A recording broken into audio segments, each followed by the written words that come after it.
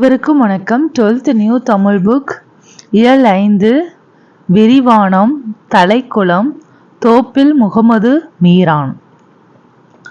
மக்கட்தொகை பெருக்கம், நாகரிக வளர்ச்சி, நகரமயமாதல், புலம்பெயர்வு, இளைய தலைமுறையினரின் மனப்பான்மை ஆகியவற்றின் விளைவாக கிராமங்கள் தங்கள் முகவரியை இழந்து வருகின்றன. கிராமங்கள் மக்கள் மகிழ்ச்சியான வாழ்க்கை வாழ்வதற்கு ஏற்ற இடமாக இருந்து பின்னர் நகரமாக மாறியதை பற்றி இச்சிறுகதை பேசுகின்றது. தலைக்குளத்தில் ஒரு முங்கினாலே உடம்பெல்லாம் குளிர்ச்சியால் சிலிர்த்து போகும். நாடி நரம்புகள் கலந்து தெரித்துவிடும் போல் இருக்கும். அவ்வளவு குளிர்ச்சி. சிவந்திருக்கும் கண்ணை கண்டாலே உம்மா கேட்பாள். நீராடி நகர்த்திட்டா வார? இல்லே உமா, நம்பாத. ஒரு பொய்யை சொல்லுவது வழக்கம். தலைக்குளத்தை கலக்கிட்டு வாரது உன் கண்ணில் தெரியுதே. தலையில் ஈரம் இல்லாவிட்டாலும் உமா தருகிற துண்டை வாங்கி தலையை துடைக்காவிட்டால் ஏச்சு வேற. தலைக்குளத்தின் தென்கரையில் பெண்கள் குளிப்பதற்கான கடவும் துணி துவைச்சு அடுக்க பரந்த கற்களும் இருக்கும். என் நேரமும் துணி துவைத்து கல்லில் அடிக்கும் சத்தமும் எழுந்து கொண்டிருக்கும். ஆம்பல் படர்ந்து கிடக்கும் தலைக்குளத்திற்கு அந்த பக்கம் கன்னியார் கோணம் ஏலா வயல். 4 எருமை மாடுகளை ஒரே கயிற்றில் கட்டி சுற்றிவிட்டு மிதித்து சூடு அடிப்பார்கள். எருமை மாடுகள் சுற்றி வருவது பார்க்க ரசனையாக இருக்கும். சூடு அடித்து முடிந்த ஈர வைக்கோலை கயிற்றில் கட்டி இழுத்து வந்த பாவாத்து மணலில் காயப்படுவதற்காக தூற்றும் போது களத்தில் பச்சை நெல் மனம் கமழும். தலைக்குளத்திலிருந்தும் கன்னியார் கோணம் ஏலாவிலிருந்தும் ஈரம் நக்கி எடுத்து வரும் காற்று சுகமாகவே இருக்கும். அந்த காட்சிக்காகத்தான் இப்போது இந்த கான்கிரீட் சுள்ளைக்குள்ளிருந்து ஏங்குவது.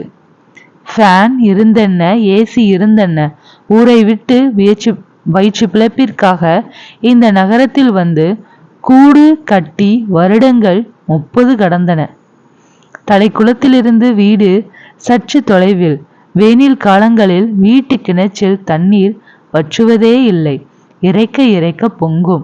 முக்காலே மூண்டானி கிணற்றிலும் தண்ணீர் அடி பற்றி இருக்கும். சில கிணறுகள் வறண்டு போய் இருக்கும். அவர்களுக்கெல்லாம் எங்கள் வீட்டு கிணற்றை பார்த்து பொறாமை. உங்க வீட்டு கிணற்றுக்கு தலைக்குளத்துக்கு ஊற்று என்பார்கள். இது கேட்கும்போது அந்த குசும்புக்காரிகள் மீது உமாவுக்கு வேசாடையாக இருக்கும். தலைக்குளத்து ஊற்று என்பதில் உண்மை இல்லாமல் இல்லை. மழைக்காலங்களில் தலைக்குளத்து தண்ணீர் கலங்களாக இருக்கும்போது எங்க வீட்டு கிணற்று தண்ணீரும் கலங்களாகத்தான் இருக்கும். ஆனால் ருசி குறைவாக இருக்காது. இன்று மினரல் வாட்டர் கேன் வாங்கி தாங்கல. ஊரில் பழைய ஒரு ஓட்டு வீடும் சுத்த தண்ணீர் கிடைக்கும் கிணறும் சும்மா கிடக்கடா. அங்க போய் தங்குவோம் என்று பிள்ளைகளிடத்தில் சொன்னால் சீறுவார்கள். ஆமாம், அங்க ஆறு இருக்கியா? எங்களுக்கு இங்க ஆற தெரியும். இந்த மினரல் வாட்டரை விட மேலா உங்க கிணற்று தண்ணீர்.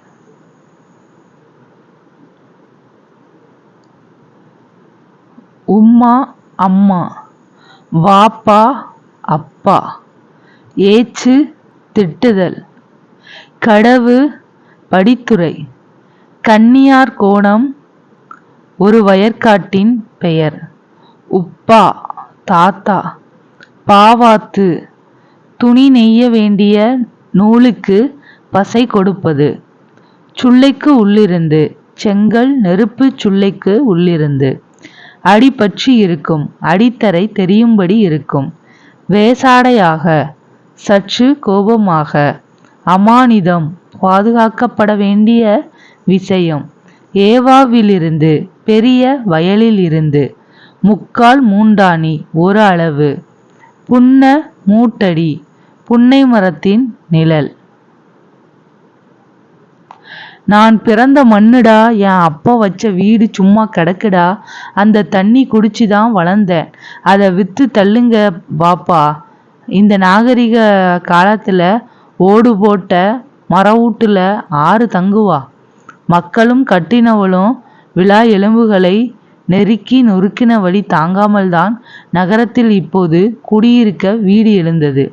தலைக்குளத்தின் கதைகள், கன்னியார் கோண ஏலாவை பற்றிய கதைகள், ஞானியார் நீரோடை, புன்னமூட்டடி இவை பற்றியெல்லாம் தெரிய அவர்களுக்கு ஆர்வமில்லை. டிவி, கார்ட்டூன் அல்லது கம்ப்யூட்டர் கேம்ஸில் தலைக்குளத்தில் தலைப்பாகை கட்டிய ஒரு மனித தலை வெள்ளி இரவுகளில் குளத்தங்கரை வழியாக செல்வோருக்கு சலாம் சொல்லும் அற்புத கதை அவர்களுக்கு வேண்டாம். உப்பா சொல்லி தந்த இந்த அமானிதத்தை பேரப்பிள்ளைகளுக்கு சொல்லி கொடுக்கலாம் என்றால் எங்கிட்ட வரமாட்டார்கள். வந்தாலும் சொல்ல முடியாதபடி மொழி பெரும் எதிரியாகிவிட்டது.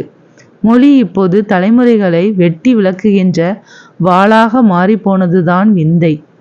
தார் உருகும் சூட்டில் மொட்டை மாடி வெக்க இறங்கி கண்கள் எரியும்போது அன்றைய அந்த வயல் காட்சியின் சலசலப்பை எல்லாம் நினைக்காமல் இருக்க முடியவில்லை. கிராமத்து இயற்கையை ரசிக்க தெரியாத தலைமுறை ஊரில் போய் நின்று தரகர்களை பார்த்து வீட்டை விற்க ஏற்பாடு செய்ய நேரம் வாய்க்காத கால நெருக்கடி. உறவுகள் அற்றுப்போன தற்காலத்தில் உதவுவதற்கு யாருமே இல்லை. அதனால்தான் பத்திரிகையில் எல்லோர் பார்வையிலும் படும்படி விளம்பரம் கொடுக்க யோசனை சொன்னது. மூத்த மகன் ஓடு வேய்ந்த 4 கட்டி வீடு, ஈட்டி மரம், எந்த வறட்சியிலும் வற்றாத கிணறு, ருசி மிகுந்த தண்ணீர், பக்கத்தில் எப்பவும் தண்ணீர் ஓடும் வாய்க்கால். மூத்தன் மகன் எழுதிய வாசகம் அப்படியே வெளிவந்தது பத்திரிகையில். 2வது நாள் வீடு தேடி வந்தவர் நாகரிகமானவராக காணப்பட்டார். விளம்பரம் பார்த்தேன். சார் என்ன தொழில்? Retired judge. நகர வாழ்க்கை அழுத்து போச்சு. ஏதாவது கிராமப்புறங்களில் தங்கலாம் என நினைக்கிறேன். எனக்கும் தான் பிள்ளைகளுக்கு நகர் வாழ்க்கைதான் பிடிக்கும். அதனால்தான் வீட்டை விற்க முடிவு பண்ணினேன். வீட்டை பார்க்கலாமா? பார்க்கலாம். பழைய 4 கட்டு வீடு, கொல்லம் ஓடு, கிணறு உண்டு. எந்த வறட்சியிலும் வற்றாத கிணறு. அதுதான் வேணும். 100 கிலோமீட்டர் போகணும் சார். பயணத்தின் போதே தலைக்குளத்தை பற்றி, புன்ன மூட்டடி குளிர்ச்சியை பற்றி, காற்றில் புன்னப்பூ மனம் வந்து கொண்டிருப்பதை பற்றி, அரச குளத்தங்கரையில் வளர்ந்து நிற்கும் தாளை படர்ப்பில் தாளம்பூ மலர்ந்து தொங்கி கிடப்பதை பற்றி, அந்த பகுதியில் தாளம்பூ வாசம் வீசுவதை பற்றி எல்லாம் கேட்க கேட்க அவருக்கு போதை ஏறிக்கொண்டே இருந்தது. இரா காலங்களில் பறவைகளின் சலம்பல் இரா நிசப்தத்தில் இனிய பாடலாக ஒலிக்கும் என்று சொன்னபோது, அப்படியா? என் தோளை மகிழ்ச்சி பெருக்கால் பிடித்து குலுக்கினார். ஊர் நெருங்கிவிட்டது. வீட்டிற்கு செல்லும் வழியில் இருந்து இடது பக்கமாக செல்லும் ஊடு வழி முடியும் இடத்தில்தான் தலைக்குளம். புன்ன மூட்டடி, கன்னியார் கோணம், ஏலா அரசகுளம். ஏலாவிலிருந்து சற்று தொலைவில் உள்ள கொல்லமாந்தோப்பு ஒருவேளை நகரமாக மாறியிருக்கலாம். பூட்டப்பட்டு கிடந்த வீட்டை திறந்து காட்டினேன். வெகு காலமாக பூட்டப்பட்டு கிடந்ததால் குடியேறியிருந்த வௌவால்கள் எங்கள் தலைக்கு மேல் பறந்து வெளியேறின. பழமை வாடை முகத்தை துளைத்தது. சற்று அருவருப்பாக இருந்தது. எனக்கும் சாருக்கும் கர்ச்சீஃபை எடுத்து சார் மூக்கை பொத்தி கொண்டார். 4 கட்டு அமைப்பு சாருக்கு ரொம்பவும் பிடிச்சு போச்சு. கிணறு பின்னாடி. பின் வாசலை திறந்தபோது தொலைவில் மலை முகடு தெரிந்தது. எந்த மலை சார்? கேட்டார். மேற்கு தொடர்ச்சி மலை. சார் மலைமுகட்டை முட்டிச் செல்லும் வெண்மேகங்களை ரசித்தார்.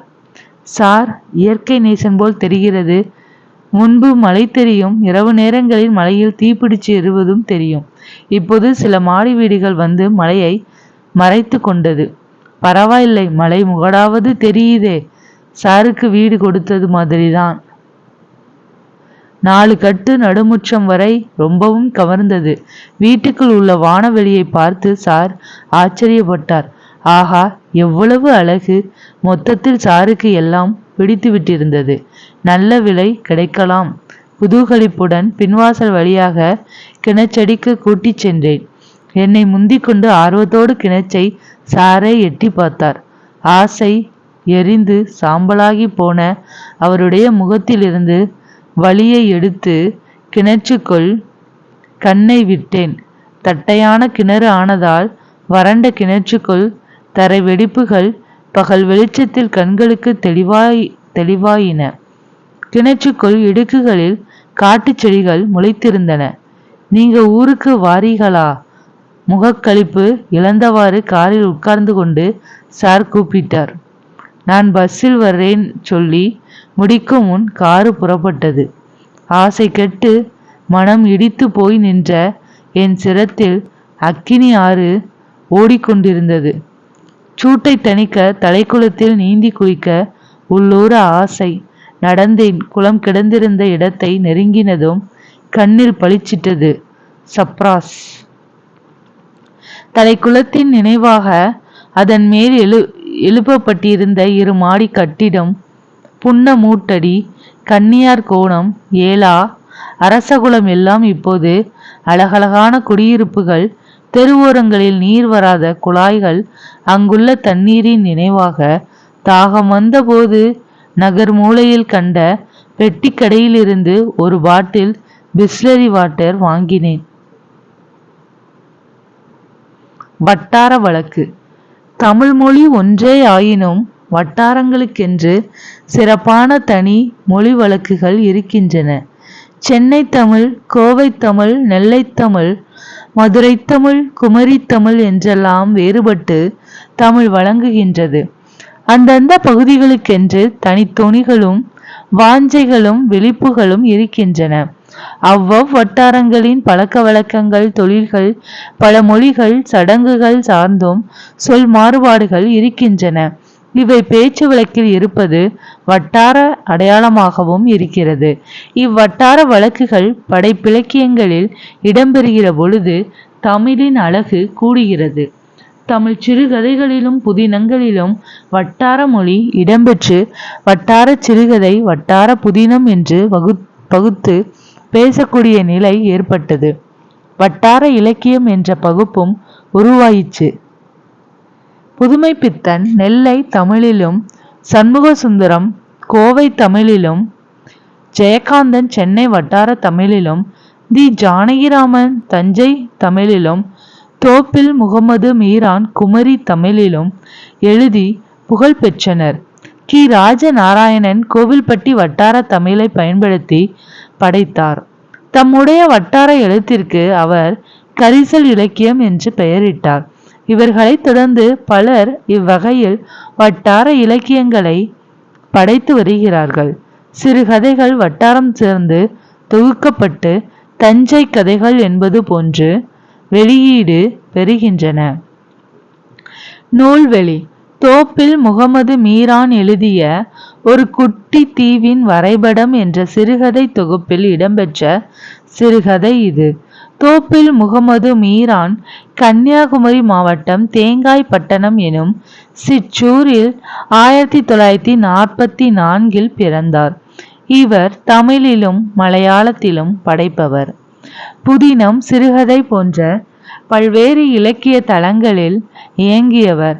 இவர் எழுதிய சாய்வு நாற்காலி எனும் புதினம் 1997 சாகித்ய அகாதமி விருது பெற்றுள்ளது. துறைமுகம், கூனந்தோப்பு ஆகிய படைப்புகள் தமிழக அரசின் விருது பெற்றுள்ளன.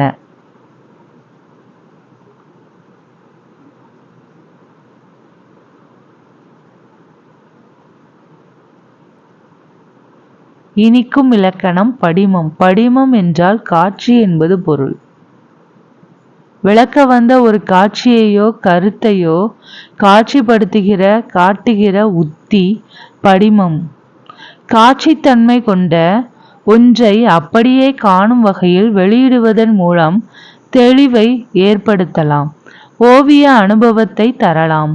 புதிய முறையில் தோற்றக்கூறுகளை எடுத்து காட்டலாம். கருத்து தன்மையுள்ள ஒன்றுக்கு ஒப்பீட்டை காட்டி காட்சித்தன்மை தரலாம். கருத்துக்களை புரிய வைக்கலாம். காட்சிக்கு தெளிவு தரும் கருத்தை காட்சிப்படுத்துவதும் படிமத்தின் பணிகள். படிமத்தை உருவாக்க உவமை, உருவகம், சொல்லும் முறை போன்றவை பயன்படுகின்றன. வெயில் மழைக்கு சொரணையற்ற எருமை குத்திட்ட பாறையாக நதிநீரில் கிடக்கும். தேவதேவன் எருமையின் சொரணையற்ற தன்மையை பாறையின் ஒப்பீட்டால் படிமப்படுத்துகிறார் கவிஞர். இது ஒரு காட்சியை படிமப்படுத்திய கவிதை. கத்தல்களின் நெருக்கடியில் தத்துவங்கள் குழந்தை போல் அடிக்கடி தொலைந்து போகும். ஆவே முனுசாமி. குழந்தைகள் தொலைந்து போதல் என்பது காட்சியாக நாம் கண்ட அனுபவம். கூச்சல்களுக்கிடையில் நல்ல தத்துவங்கள் தெரியாமல் போய்விடுகின்றன என்ற கருத்தை உணர்த்துவதற்கும் மேற்கண்ட உவமை பயன்படுகிறது. இங்கு உவமை படிமம் அமைக்க உதவுகிறது. இது ஒரு கருத்தை படிமைப்படுத்திய கவிதை. சங்க இலக்கிய பாடல்களில் பல உவமைகள் படிமங்களாக பயன்படுத்தப்பட்டுள்ளன.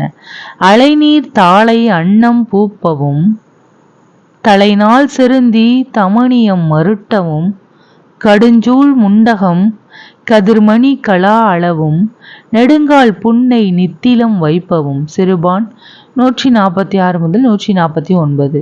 நல்லிய கொடான் ஆட்சி செய்த ஒய்மா நாட்டின் கண் உள்ள எயிற்பட்டினமானது அக்காலத்தை சிறப்புற்று விளங்கியது. அவ்வூர் கடற்கரையின் கண் தாளை மலர் அன்னம் போன்று மலர்ந்திருக்கும். காண்பவர் பொன்னோ என்று மருளச் செய்யும். செருந்தி மலர் செறிவாய் தோன்றும். நீலமணியோ என களி முல்லிப்பூ ஒளியுடன் நிறைந்து காணும். முத்துக்கள் ஒத்த அரும்புகளை உடைய புன்னை மரங்கள் செழித்து ஓங்கி காட்சி தரும். இங்கு தாளை மலர் அன்னம் போலவும், செருந்தி மலர் பொன்னை போலவும், முள்ளி மலர் நீலமணியைப் போலவும், புன்னை மரத்தில் அரும்புகள் முத்துக்களைப் போலவும் இருப்பதாக காட்சிப்படுத்துவதால் இப்பாடல் படிமமாகிறது. இதுபோன்ற சங்க பாடல்களில் உவமைகள், உள்ளுரை உவமைகள் தோறும் படிமங்களின் மிகுதியை காண முடியும். படிமம் உவமையிலும் அமையும். உவமையின்றி பிறவற்றாலும் அமையும். உவமை கருத்து தன்மையாலும் அமையும். ஆனால் படிமம் காட்சி தன்மையால் மட்டுமே அமையும். படிமத்தை அழகுபடுத்த மட்டுமே பயன்படுத்தப்படுவது கூடாது. கருத்தையோ உணர்ச்சியையோ ஆழப்படுத்தவும் படிமம் பயன்பட வேண்டும். மாந்தோப்பு வசந்தத்தின் பட்டாடை உடுத்தியிருக்கிறது. நா. பிச்சமூர்த்தி. மாந்தோப்பு பருவ காலத்தின் அழகு தோன்ற இருப்பதை இப்படிமம் உணர்த்துகிறது.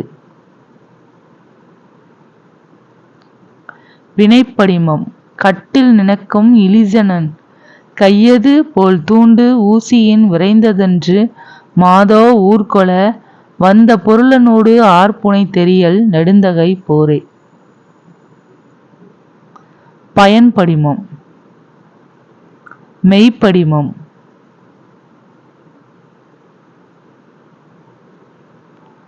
காலையிளம் வெயில் நன்றாக மேய தும்பறுத்து துள்ளி வரும் புதுவெயில். கல்யாஞ்சி.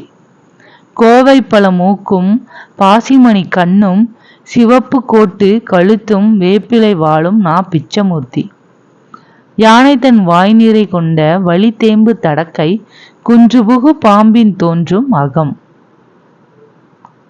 நோம் என் நெஞ்சே, நோம் என் நெஞ்சே, புன்புலத்து அமன்ற சிறு இலை நெருஞ்சி கற்கின் புதுமலர் முற்பயன் அங்கு இனிய செய்தனம் காதலர் இன்னா செய்தல் நோம் என் நெஞ்சே. குறுந்தொகை. உவமையும் படிமமும். தொல்காப்பியர் உவமை ஒன்றையே அணியாக கூறினார். காட்சி தருகிற உவமைகள், காட்சி தரா வெறும் உவமைகள் என இரு பிரிவாக உவமைகளை பிரிக்கலாம். சங்க இலக்கிய பாடல்களில் பெரும்பாலும் உவமைகளின் வழியே சொல்ல வந்த கருத்தை மேலும் அழகுபட கூறுவர். சங்க இலக்கியங்களில் பெரும்பாலும் காட்சி தரும் உவமைகளையே ஆண்டுள்ளன. படிமம் என்பது ஓமையினாலும் அமைவது. படிமம் காட்சி தரும் முத்தி என்பதால் காட்சி தரும் உவமைகளை மட்டுமே அது பயன்படுத்திக் கொள்கிறது.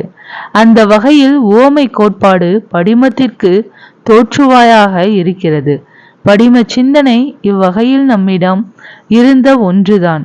புதியதாக மேலை நாட்டிலிருந்து பெற்று கொண்டது அன்று. உரு நிறம படிமம்.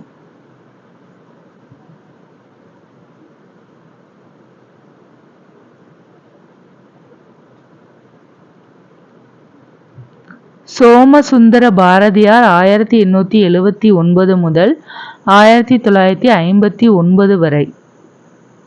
சான்றோர் சித்திரம். ஒரு முறை எட்டயபுரம் அரண்மனைக்கு யாழ்ப்பாணத்திலிருந்து ஒரு புலவர் வந்திருந்தார். அரண்மனை அவையில் நடந்த புலவர் கூட்டத்தில் ஈச்செடி ஒன்றை கொடுத்து பாடல் ஒன்றை இயற்றி தருமாறு வேண்டினார். அக்கூட்டத்திற்கு 2 நண்பர்கள் சென்றிருந்தனர். பலரும் பாடல் இயற்றி கொடுத்த அனைத்து பாடல்களிலும் நண்பர்கள் இருவரின் பாடல்களே சிறந்ததென தேர்ந்தெடுத்த அப்புலவர் இருவருக்கும் பாரதி என்ற பட்டத்தையும் வழங்கி சிறப்பித்தார். அவ்விருவருள் ஒருவர் சுப்பிரமணிய பாரதியார், மற்றொருவர் சோமசுந்தர பாரதியார்.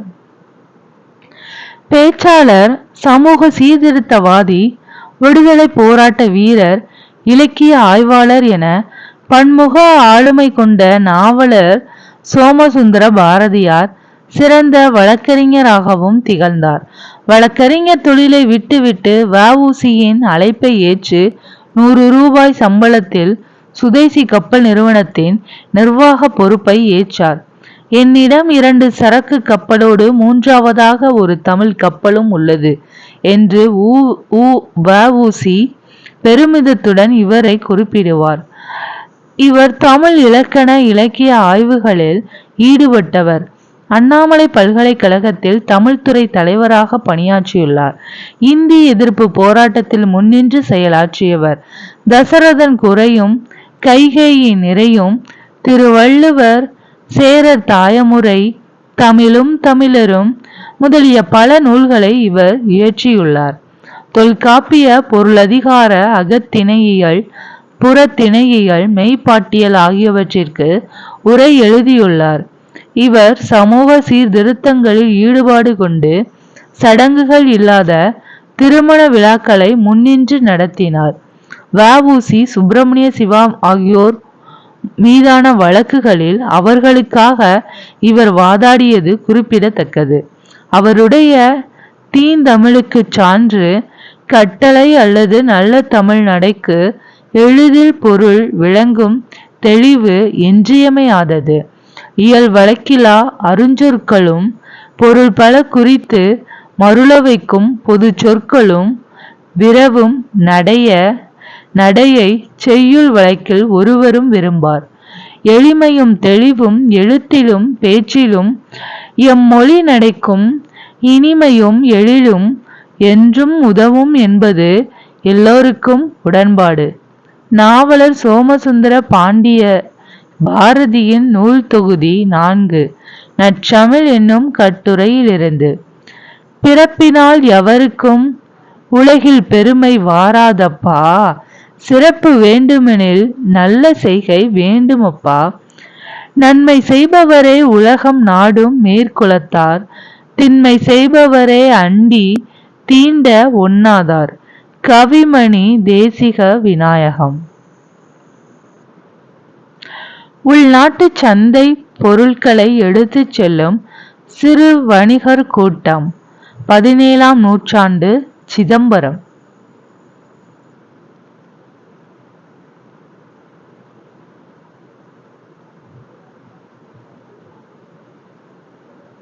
சங்க இலக்கியங்கள் 8 தொகை 10 பாட்டு. 8 தொகை அகம் புறம். அகமும் புறமும். அகநூல்கள் நற்றிணை, குறுந்தொகை, ஐங்குறுநூறு, அகநானூறு, கலித்தொகை.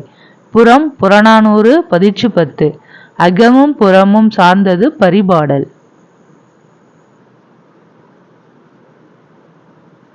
பத்துப்பாட்டு.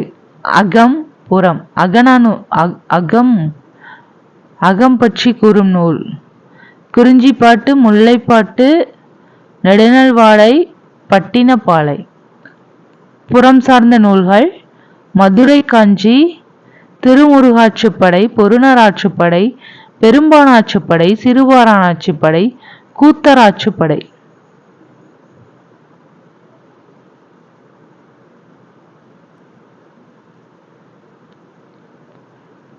ஸோ நீதிமன்றத்தில் குறிப்பிடும் ஆங்கில சொற்களும் தமிழ் சொற்களையும் பார்க்கலாம். அஃபிடவிட் ஆணையுறுதி ஆவணம், அலிகேஷன் சாட்டுரை, கன்விக்ஷன் தண்டனை, ஜூரிஸ்டிக்ஷன் அதிகார எல்லை, பிளைன்டிஃப் வாதி. நூலாசிரியர் ஒரு குட்டி தீவின் வரைபடம் சிறுகதை தொகுப்பு தோப்பில் முகமது மீரான். ஒரு பார்வையில் சென்னை நகரம் அசோகமித்திரன். சென்னை பட்டணம் ராமச்சந்திர வைத்தியநாத். ராமலிங்க அடிகள் வரலாறு ஊரன் அடிகள். நன்றி.